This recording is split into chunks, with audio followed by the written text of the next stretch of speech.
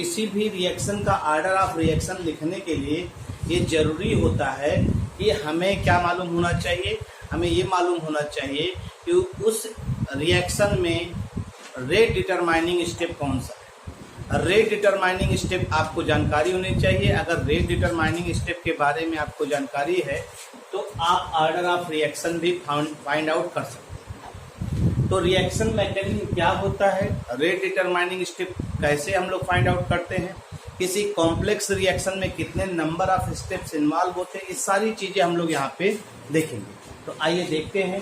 सबसे पहला काम कि रिएक्शन मैकेनिज्म क्या होता है। जैसे हमने आपसे बताया था कि रिएक्शन मैकेनिज्म का मतलब कोई भी केमिकल रिएक्शन हो रहा है, कोई भी केमिकल रिएक्शन अगर हो रहा है तो वो केमिकल रिएक्शन कैसे हो रहा है और कितनी स्पीड में हो रहा है। दो चीजें बताई थी। कैसे हो रहा है तो वो मैकेनिज्म हो गया, मतलब कि जैसे आप खाना पकाते हैं ना, तो खाना पकाने की जो विधि होगी वो मैकेनिज्म में आएगी, और खाना कितनी देर में पक रहा है वो उसका रेट हो जाएगा, वो उसका क्या हो जाएगा, रेट हो जाएगा। तो यहाँ पे हम लोग मैकेनिज्म पढ़ने चल रहे हैं, रिएक्शन कैसे कंप्लीट हो रहा है, रिएक्शन कैसे कंप्लीट हो रहा है, रिएक्शन कितने स्टेप में कंप्लीट हो रहा है, उसी को ऑब्जर्व करेंगे हम लोग। तो आइए देखते हैं क्या होता है reaction mechanism. The path followed by reactant followed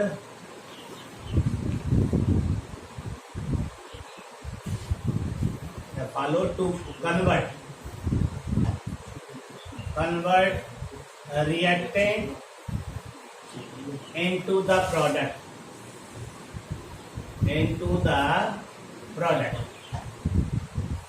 called reaction mechanism.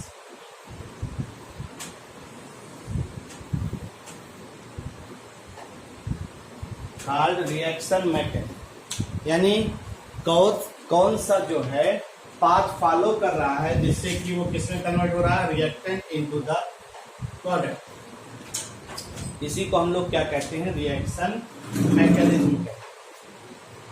ठीक, जैसे हमने एग्जाम्पल लिया, ए कन्वर्ट हो रहा है ई में, ए कन्वर्ट हो रहा है ई में, तो ये कोई केमिकल रिएक्शन दिया गया है, ये कोई केमिकल रिएक्शन दिया गया है, ए कन्वर्ट हो रहा है ई में, और ये एक रिएक्शन आपको दिया गया है। तो हमें ये नहीं मालूम है ये एलिमेंट्री, ठीक है, हमें ये नहीं मालूम है कि ये रिएक्शन एलिमेंट्री है कि कॉम्प्लेक्स। तो अगर इसकी मैकेनिज्म दी होगी, अगर इसका स्टेप दिया गया होगा, तो अगर हम सपोज करके चलें तो पहले मान लिया हमने ए कन्वर्ट हो रहा बी में, बी कन्वर्ट हो रहा सी में, सी कन्वर्ट हो रहा है डी में, और डी कन्वर्ट हो रहा है ई में। हर केमिकल रिएक्शन के लिए अलग अलग रेट कांस्टेंट, अलग अलग रेट कांस्टेंट होगा। जैसे देखिए ए कन्वर्ट हो रहा है बी में, एक स्टेप ये हुआ, डी कन्वर्ट हो रहा है सी में, एक स्टेप दूसरा ये हुआ, सी कन्वर्ट हो रहा है डी में, तीसरा स्टेप ये हुआ, और डी कन्वर्ट हो रहा है ई में, चौथा स्टेप ये हुआ। ठीक, ये ऐसे हो गया। ए कन्वर्ट हो रहा है बी, बी कन्वर्ट हो रहा है सी, सी कन्वर्ट हो रहा है डी में। अब हमने मान लिया ये रिएक्शन फास्ट हो रहा है, ये दिया गया है, ये रिएक्शन फास्ट हो रहा है और इसका रेट कांस्टेंट दिया है K1, ये भी रिएक्शन फास्ट दे रहे हैं और इसका रेट कांस्टेंट होगा K2, ये रिएक्शन तीसरा वाला स्लो दे दिया गया है और इसका रेट कांस्टेंट K3 ले लिया, और ये भी फास्ट दिया है, ये हमने मान लिया K4, ये हमने मान लिया K4।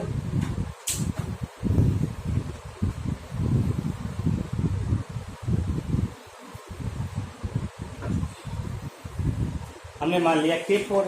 ठीक, अब आप देखिए, हमने कई बार आपसे चर्चा किया था कि किसी भी केमिकल रिएक्शन का जो स्लोएस्ट स्टेप होता है वो रेट डिटरमाइनिंग स्टेप, किसी भी केमिकल रिएक्शन का जो स्लोएस्ट स्टेप होता है वो रेट डिटरमाइनिंग स्टेप होता है। तो यहाँ पे सब फास्ट, ये स्लोएस्ट स्टेप है, ये स्लोएस्ट स्टेप है, तो रेट हम लोग इस स्टेप के अकॉर्डिंग लिखेंगे। और अगर नेट रिएक्शन देखेंगे तो नेट रिएक्शन में क्या आ रहा है, यही आ रहा है। देखिए बी से कैंसिल होगा, सी से कैंसिल होगा, डी से कैंसिल होगा, ए कन्वर्टेड टू द ए, यानी this reaction involves the following steps. सीधे सीधे दिया गया है।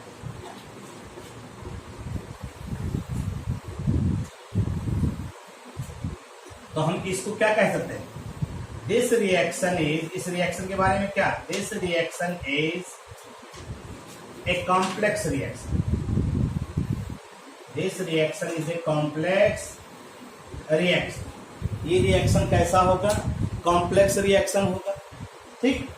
और कॉम्प्लेक्स रिएक्शन का जितने भी स्टेप होते हैं, एंड ईच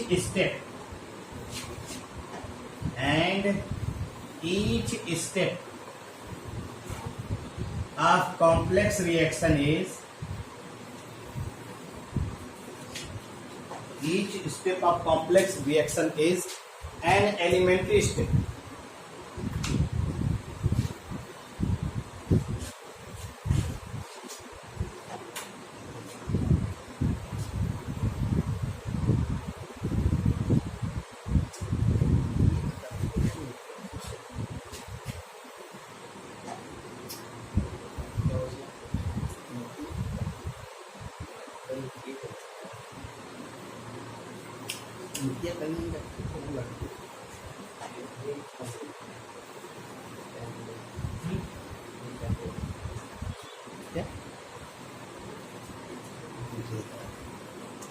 वेट करिए बस।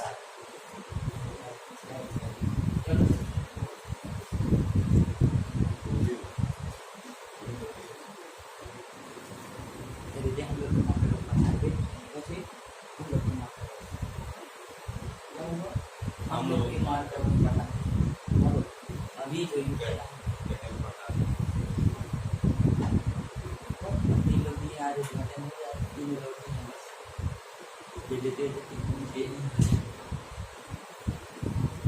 चलाते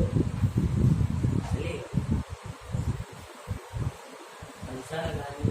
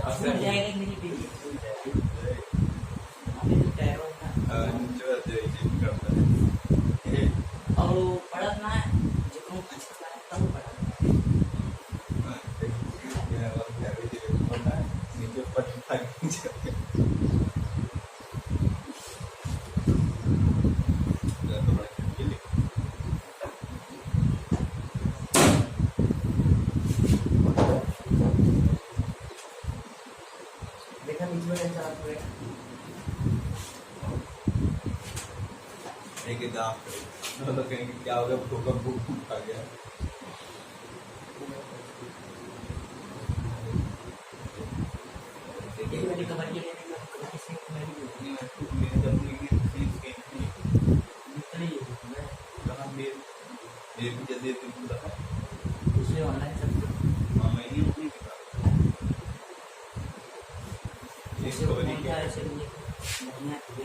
रिकवरी भेजी नहीं, बहुत बढ़िया रिकवरी कुछ नाम हो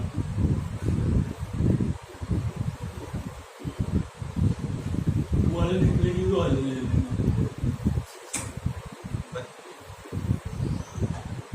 एक बार सही रहती है पिछला पहले ही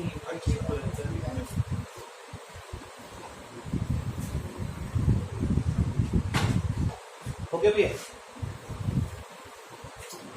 हमने कहा each step of complex reaction is an elementary step. जितने भी कॉम्प्लेक्स रिएक्शन होंगे सब एलिमेंट्री स्टेप हैं।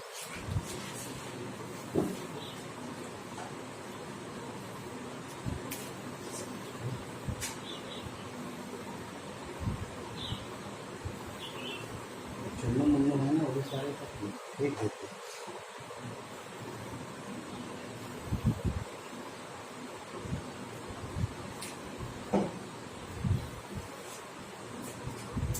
हमने आपसे क्या कहा, this reaction is a complex reaction है, this reaction is a complex reaction and each step of complex reaction is an elementary step. ठीक, और आपका जो है हमने बताया जो स्लोएस्ट स्टेप होता है वो क्या होता है, slowest step is rate determining step. जो स्लोएस्ट स्टेप होता है वो रेट डिटरमाइनिंग स्टेप होता है। ठीक,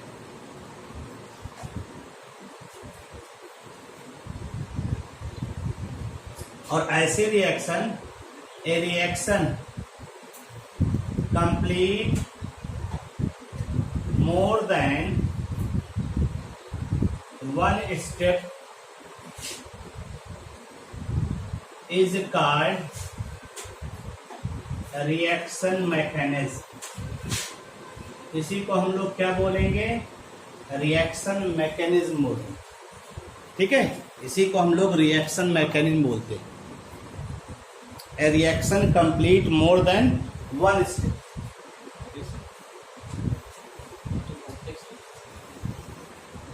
कॉम्प्लेक्स रिएक्शन सारे स्टेप मिलाते हैं तो रिएक्शन मैकेनिज्म। एक कॉम्प्लेक्स रिएक्शन कई स्टेप में हो रहे हैं तो पूरी ओवरऑल प्रोसेस को हम लोग क्या कहेंगे, रिएक्शन मैकेनिज्म। अब देखिए हम लोग अब यहाँ पे ऐसे स्टेप दिए रहेंगे, उनसे हम लोग ऑर्डर निकालें। तो आइए देखते हैं इसी को, order from reaction mechanism. Order from reaction mechanism, order from reaction mechanism. हम लोग ऑर्डर फाइंड आउट करेंगे रिएक्शन मैकेनिज्म के द्वारा, और उसी में पढ़ने चल रहे हैं इक्विलिब्रियम मेथड। इक्विलिब्रियम मेथड ये आपको समझना है, ये आपके उसमें बुक में दिया नहीं, आपके यहाँ डायरेक्ट दिया गया, लेकिन हम आपको बताएं बहुत सिंपल सा मेथड है।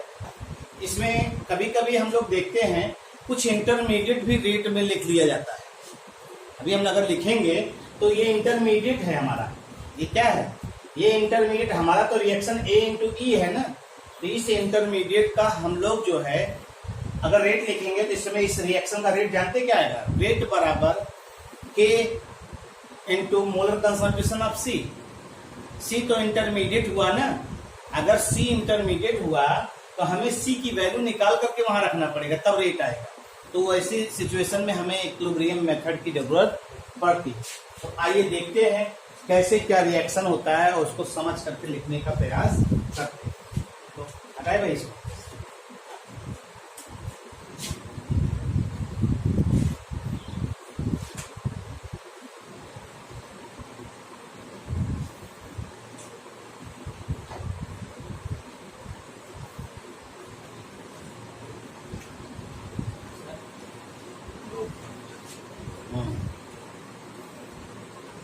तो आइए इसी में देखने का प्रयास करते हैं, और इसी में हमने आधा पार्ट कर दिया है, जिसे इधर भी देखते हैं। तो हम एक एग्जाम्पल लेकर के समझाने का प्रयास करते हैं। जैसे 2O3 gives 3O2, ये रिएक्शन 2O3 gives 3O2, ये रिएक्शन दिया गया है। अब इस रिएक्शन का आपको ऑर्डर निकालना है, इस रिएक्शन का आपको ऑर्डर निकालना है। तो ऑर्डर कैसे फाइंड आउट करेंगे, यही समझने का हम लोग प्रयास करेंगे। तो इसकी मैकेनिज्म दी गई है, देखिए मैकेनिज्म जो इसकी है उसको देखिए आप। मैकेनिज्म दिया, पहला स्टेप O3, ये इक्विलिब्रियम में है O2 प्लस O के साथ, O2 प्लस O के साथ। और ये दिया है फास्ट, ये दिया है फास्ट। फिर दूसरा स्टेप है O3, ये इंटरमीडिएट है, ध्यान दीजिएगा ये इंटरमीडिएट है, यहां पे इसको यूज करेंगे और ये हो जाएगा 2O2 और ये दिया गया है slow.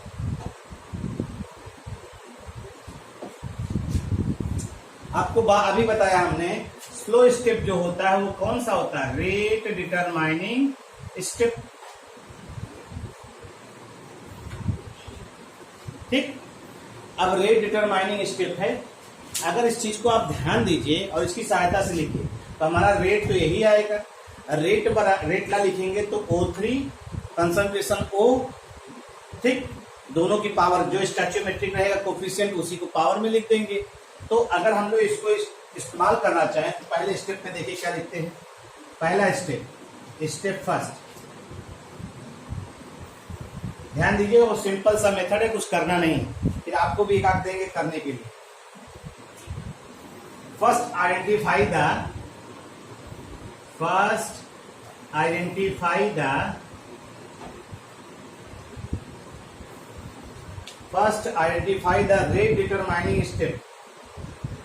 rate determining step and write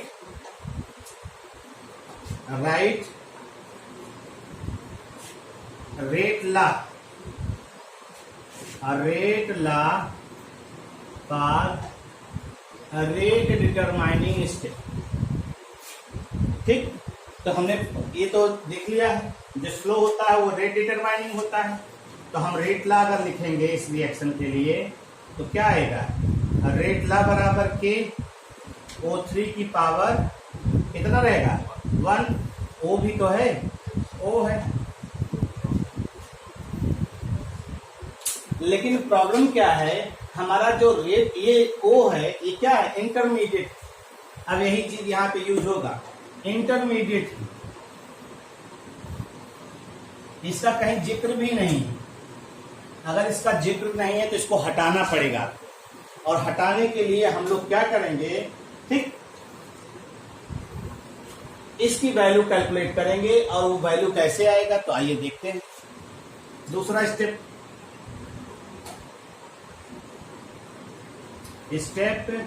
second,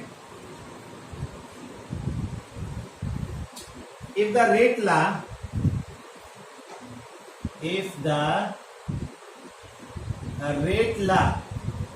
includes any intermediate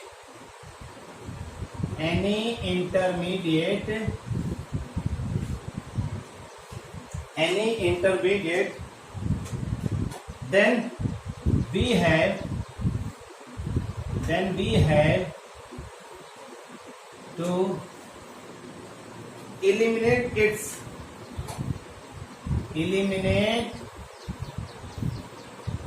its by using equilibrium data,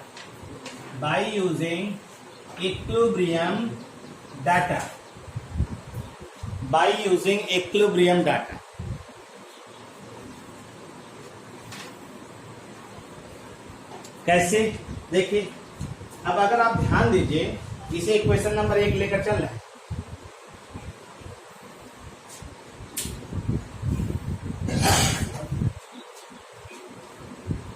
अगर इसको ध्यान दीजिए तो यहाँ पे O की वैल्यू निकालना है, ये इक्विलिब्रियम है। आपने इक्विलिब्रियम चैप्टर पढ़ा है 11th में। तो इक्विलिब्रियम में जब भी कोई इक्विलिब्रियम रिएक्शन होता है, जब भी कोई इक्विलिब्रियम प्रोसेस होता है, तो हम लोग इक्विलिब्रियम कांस्टेंट लिखते हैं। तो अगर इक्विलिब्रियम कांस्टेंट इस रिएक्शन के लिए लिखे तो क्या आएगा, देखिए K is equal to concentration of O2 into O upon O3, ये तो लिखेंगे कंसंट्रेशन ऑफ। अब यहां से O की वैल्यू आ जाएगी, यहां से O की वैल्यू आपकी दिख जाएगी और O की वैल्यू आ जाएगी, तो K की वैल्यू जो है आप O की वैल्यू रख करके हटा करके यहाँ पे इंट्रोड्यूस कर देंगे। ठीक, तो लिख लीजिए ये क्या है, इक्विलिब्रियम कांस्टेंट, इक्विलिब्रियम कांस्टेंट है for reversible reaction, reversible reaction. नहीं, इसको हम मान लेते हैं केसी मान लेते हैं, केसी मान लेते हैं इसको। अब यहां से O की वैल्यू निकल आई नहीं, यहां से O की वैल्यू निकालिए, तो concentration of O is equal to Kc into O3 upon O2, इसे इक्वेशन नंबर 2 मान लिया हमने, इसे इक्वेशन नंबर 2 मान लिया।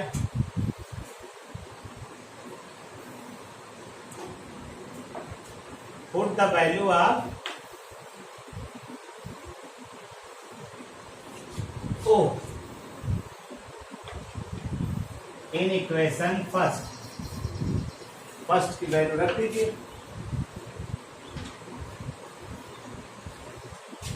तो अगर ये वैल्यू उठा के रखेंगे तो देखिए ध्यान से, यहां पे क्या आ जाएगा, rate law is equal to K O3 Kc आएगा ना, Kc O3 की पावर 2 अपान O2 आ जाएगा वो।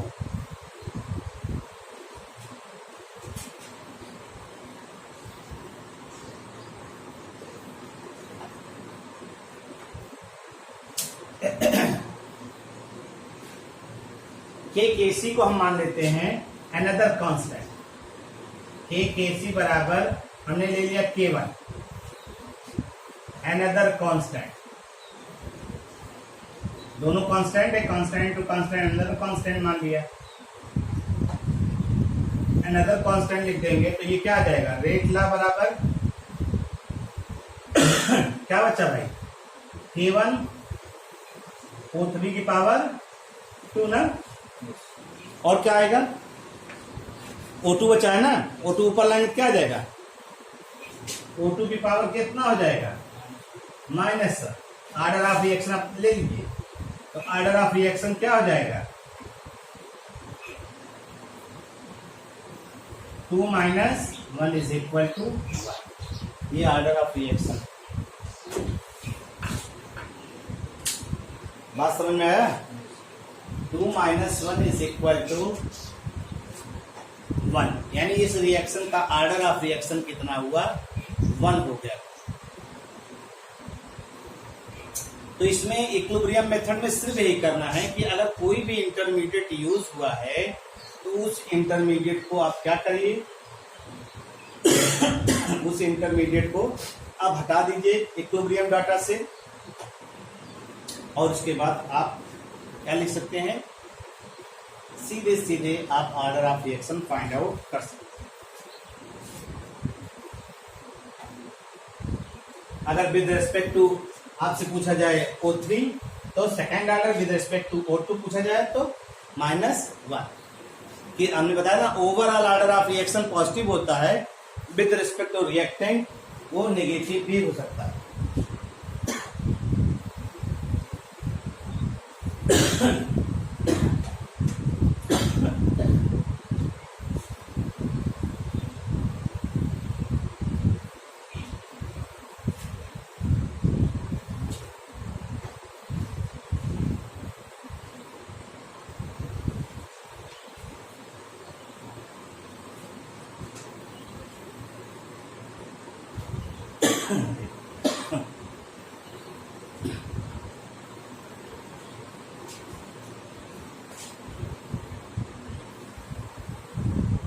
हो गया भैया?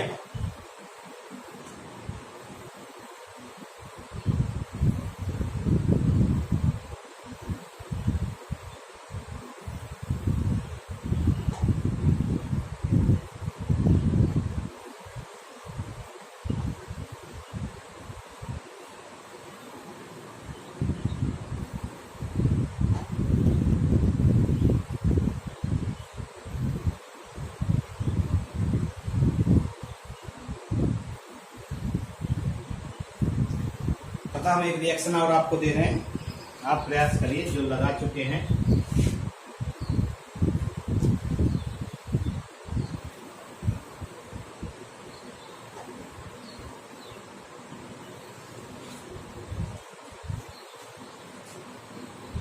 A2 प्लस B2 क्वेश्चन है आपके लिए, गिव्स 2AB।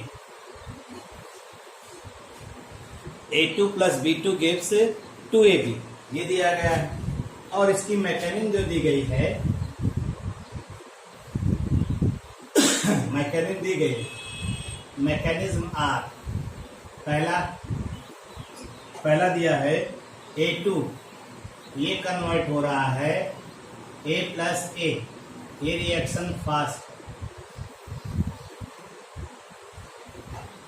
दूसरा स्टेप A प्लस B2, ये कन्वर्ट हो रहा है AB प्लस A, ये रिएक्शन AB प्लस B से, ये स्लो। तीसरा स्टेप दिया गया है A प्लस B, यहाँ A बचा AB ले लेते हैं। A प्लस B कन्वर्ट हो रहा है AB फास्ट। ठीक, अब आपको जो है निकालना है क्या, देखिए ये हो गया आपका ये, तो रेट ला क्या आएगा इसका, देखिए अगर हम इस रिएक्शन के हिसाब से on the basis of reaction,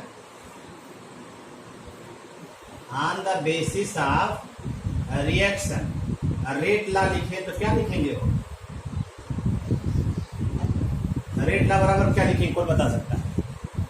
on the basis of reaction अगर लिखे रेट ला क्या हो,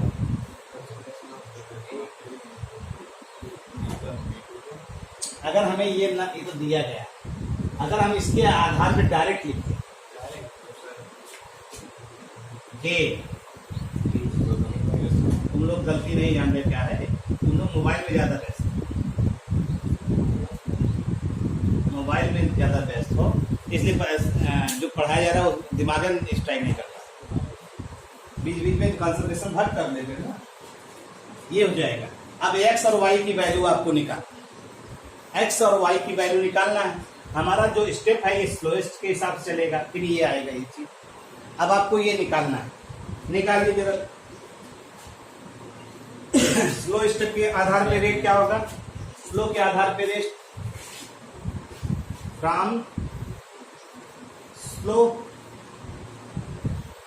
स्टेप, जिसे हम लोग कहते हैं रेट डिटरमाइनिंग स्टेप, तो रेट का उसके हिसाब से क्या होगा हो, के ए कंसंट्रेशन ऑफ B2, एक आएगा। अब आपको जो है ये इक्वेशन नंबर 1 मिल गया, इक्वेशन नंबर 2 मिल गया। अब आपको एक्स और वाई की वैल्यू फाइंड आउट करना, एक्स और वाई की वैल्यू फाइंड आउट करना। एक्स और वाई की वैल्यू को आपको फाइंड आउट करना है, तो हमारे ख्याल से बहुत ज्यादा दिक्कत नहीं होनी चाहिए, क्योंकि ये रिवर्सिबल है। इससे आप निकाल लेंगे के की वैल्यू, ठीक है, और वहां पे जो है ए की वैल्यू यहीं से रख करके यहीं उठा कर रख देंगे, हमारा एक्स और वाई की वैल्यू आ जाए, दोनों कंपेयर। अरे भाई B2 है ही है, ए की वैल्यू इंटरमीडिएट यूज हुआ है, यहाँ से ए आ जाएगा, ये उठा के यहीं रख देंगे, आ जाएगा। रखिए जरा खट से, तुम लोग भी थोड़ा काम तेज करो, तुम लोग हमें लगता है कि वेरी गुड। देखो निकाल दिए, वहां बैठे बैठे एक्टिव रहना पड़ेगा, तेज चलोगे।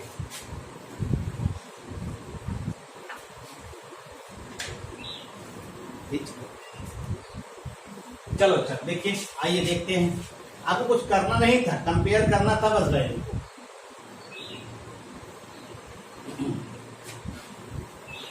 देखो आपके ये रेट ला दिया गया है। अब हम फ्रॉम इक्विलिब्रियम डेटा लेते हैं। आप ए की वैल्यू उठा के रख लीजिए, तो क्या होगा, ये है आपका। तो यहाँ पे के बराबर क्या हो जाएगा, केसी ले लेते हैं, कंसंट्रेशन ऑफ A2 की स्क्वायर ना अपान A2 कंसंट्रेशन ऑफ A का स्क्वायर, ये हो जाएगा ना। प्रोडक्ट अपान रिएक्टेंट लिखते हैं ना। तो हमें A की वैल्यू चाहिए। A की वैल्यू क्या आएगी, A की वैल्यू बराबर हो जाएगी under root KC into A2, सब अंडर रूट में हो जाएंगे ना,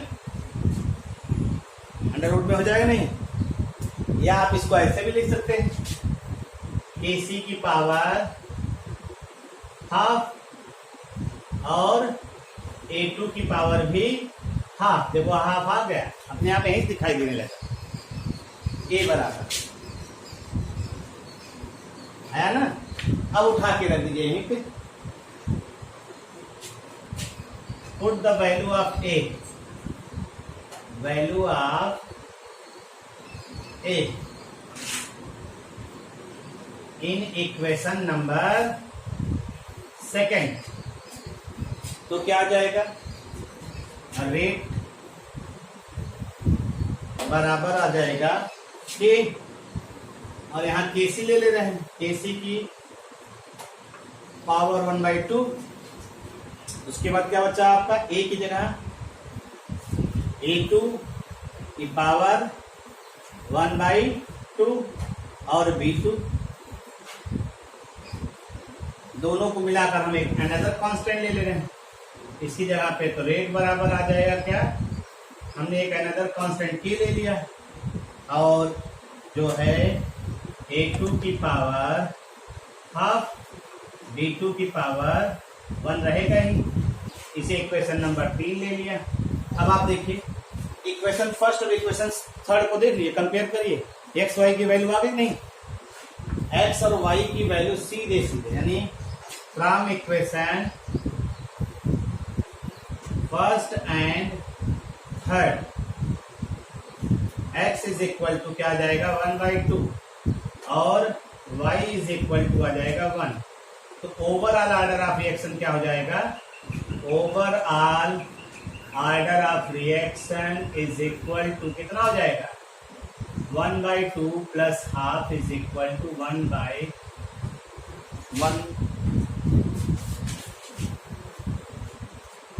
फ्रैक्शनल ऑर्डर ऑफ रिएक्शन, ये फ्रैक्शनल ऑर्डर ऑफ रिएक्शन आएगा।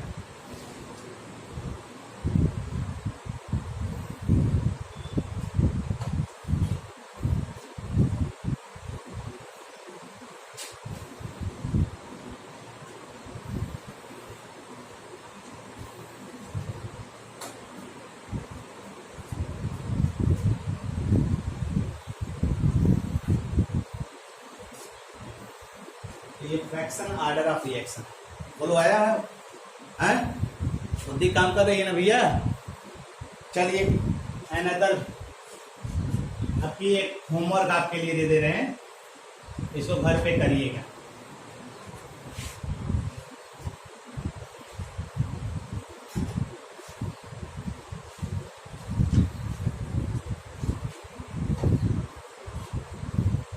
ये आपके लिए है क्वेश्चन नंबर 3, ये HW आपके लिए रिएक्शन दिया है 2NO plus Br2 gives 2NOBr, ठीक है। और यहाँ पे स्टेप दिया गया है, पहला स्टेप दिया है NO plus Br2, NO plus Br2 K1 और दिया है क्या K2 दिया है, और NOBr2 बना रहा है ये फास्ट रिएक्शन हो गया।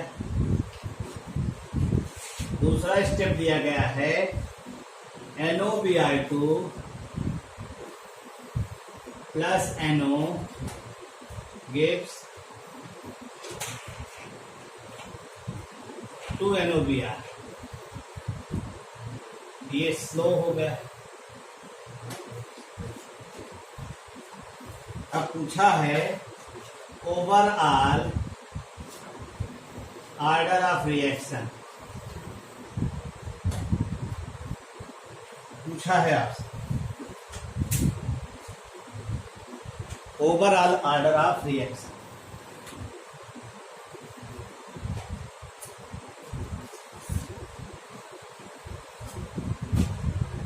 ओवरऑल ऑर्डर ऑफ रिएक्शन आपको निकालना है, ठीक। इसको आप निकालिएगा और बताइएगा, रिपोर्ट करिएगा कितना ऑर्डर ऑफ रिएक्शन इसका हो, ठीक। चले हो, हटा भैया, रिएक्शन तो रहने दे, इधर वाला हटा दे।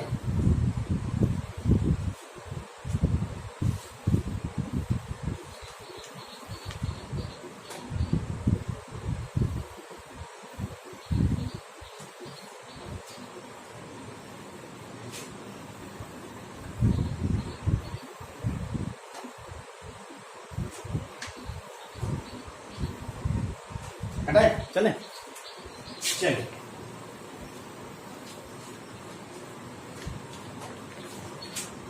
तो ये एक स्टेप हुआ।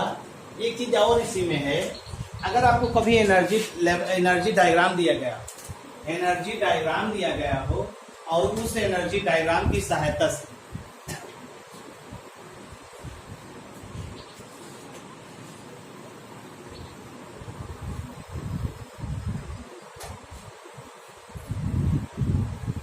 अगर एनर्जी डायग्राम दिया गया हो और उस एनर्जी डायग्राम की सहायता से आपसे क्या पूछा जाए, आपसे ये पूछा जाए कि आप देख करके बताइए कि स्टेप कितने होंगे रिएक्शन, तो हम एनर्जी प्रोफाइल डायग्राम देख करके भी स्टेप ऑफ रिएक्शन को कम जो है मतलब आपको ये बता सकते हैं कि वह रिएक्शन कितने स्टेप में कंप्लीट हो। जैसे आइए देखते हैं, एक कॉम्प्लेक्स रिएक्शन का एनर्जी डायग्राम लिखते हैं। Energy diagram,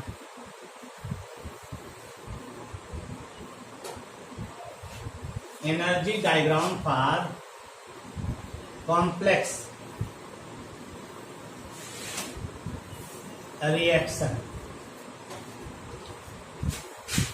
energy diagram for complex reaction, ठीक है। जैसे फॉर एग्जाम्पल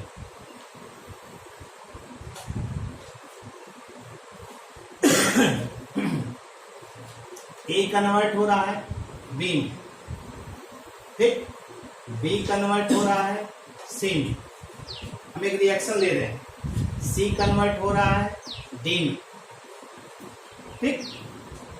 तो नेट रिएक्शन जो हमारा आएगा वो क्या है, नेट रिएक्शन कन्वर्ट होगा ए किसमें, डी में, वह इस जोड़ लोगे इसको कितना आएगा, वही रिएक्शन तो आएगा मेरे लाल। इसको अगर जोड़ के लिखोगे नेट रिएक्शन हम लिख रहे हैं ए इंटू डी, और ए इंटू डी के ये स्टेप है। इसमें मान लीजिए हमने एक मान लिया, मान लीजिए इसका रेट कांस्टेंट K1, इसका रेट कांस्टेंट K2, इसका रेट कांस्टेंट K3, और हमने मान लिया ये फास्ट रिएक्शन है, और अपनी तरफ से मान लिया ये एंडोथर्मिक है, ये भी इसको मान लिया हमने क्या, स्लो मान लिया, और ये एक्सोथर्मिक है, और इसे हमने मान लिया फास्ट, ये भी एंडो है, और हमने ये भी मान लिया कि सपोज करिए K1 जो है ग्रेटर देन K3, अगर रेट कांस्टेंट क्या है भाई, जब दो रेट कांस्टेंट दिया गया एक ही तरह के रिएक्शन के लिए, तो हमें ये मालूम है कौन ज्यादा कौन कम है, तो K1 मान लिया हमने क्या है K3 से ज्यादा, अपनी तरफ से दिया रहेगा, आपको कोई दिक्कत नहीं, ठीक है। नेट रिएक्शन, और हमने मान लिया है कि जो नेट रिएक्शन है, क्योंकि एंडो ज्यादा दिखाई दे रहा है ना, तो हमने मान लिया है कि एंडोथर्मिक प्रोसेस है। ये कैसा एंडोथर्मिक प्रोसेस है, मतलब एंडोथर्मिक ओवरऑल प्रोसेस जो है वो एंडोथर्मिक है। इसको लेने का मतलब जानना है क्या है, हम लोग अभी ग्राफ पढ़े थे एक्सोथर्मिक ग्राफ के लिए और एंडोथर्मिक रिएक्शन के लिए, तो एंडोथर्मिक में रिएक्शन और प्रोडक्ट का वेरिएशन हमने दिखाया था, याद है।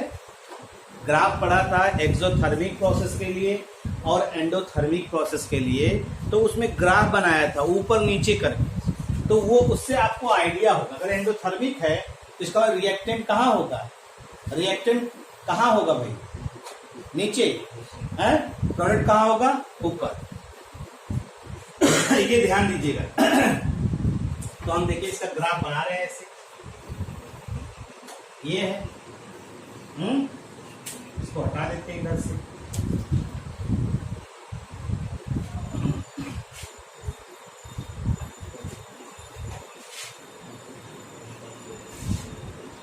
ये एनर्जी हो गया और ये प्रोग्रेस ऑफ रिएक्शन हो गया।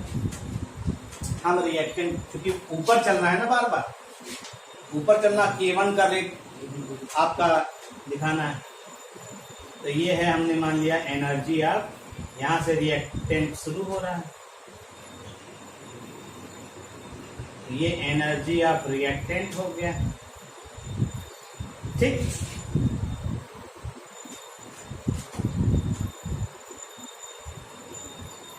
अब ये मान लीजिए ऐसे दिया है, इसका एनर्जी ऑफ एक्टिवेशन थोड़ा हम कम कर दे रहे हैं।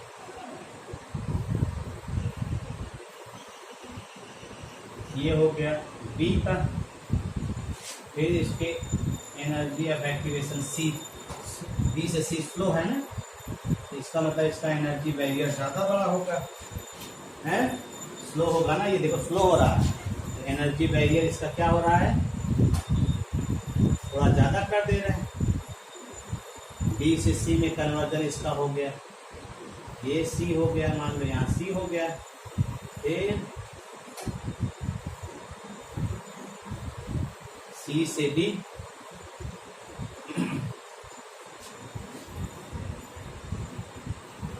सी से डी फिर फास्ट हो रहा है, इसका एनर्जी बैरियर थोड़ा सा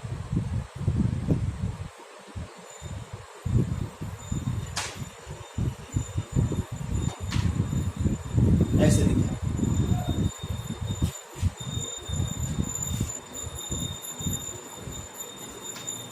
थोड़ा सा इसको आगे बढ़ा देते हैं।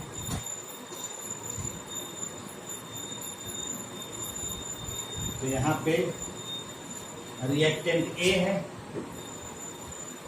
यहाँ बी है, यहाँ सी है, यहाँ ए, ऐसे दिखा।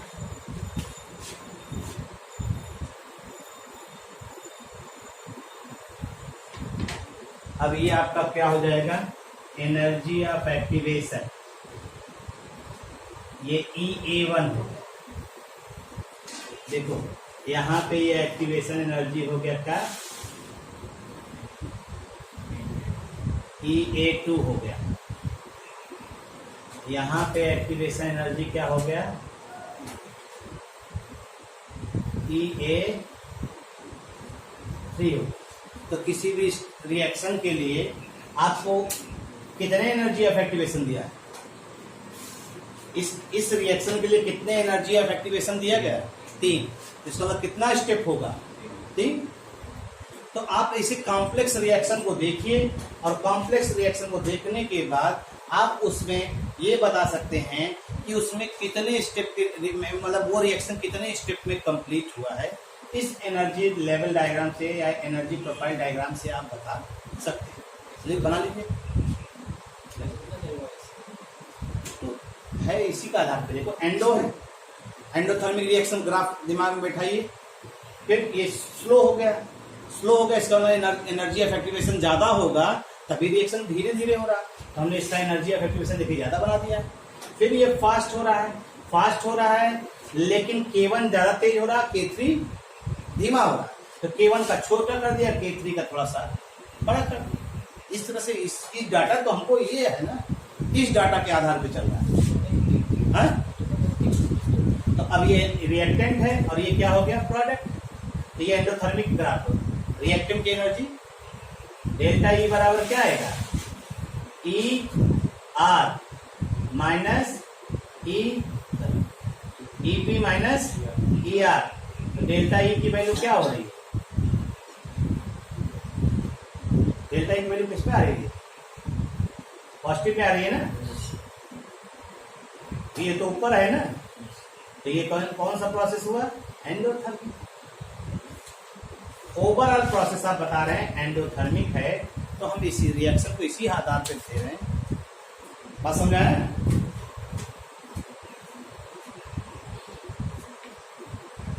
इसका मतलब है अगर एनर्जी ऑफ एक्टिवेशन ज्यादा होगा, इस ग्राफ से हम क्या देख रहे हैं, अगर एनर्जी ऑफ एक्टिवेशन ज्यादा होगा तो रेट क्या होगा, लो होगा। एक मिल रहा है एक पॉइंट आपको।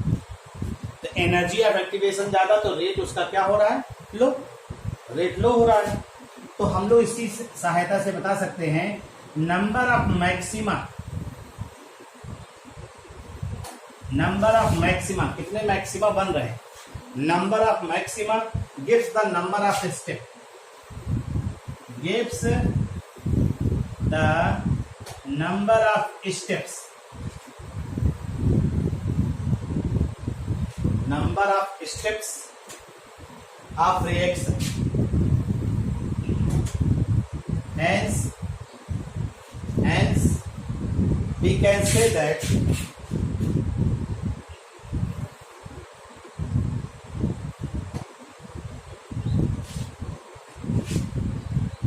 the reaction complete how many steps? How many steps?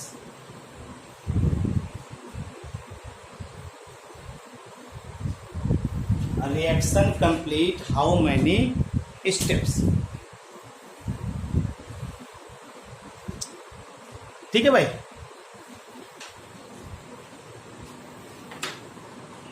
Reaction complete how many steps.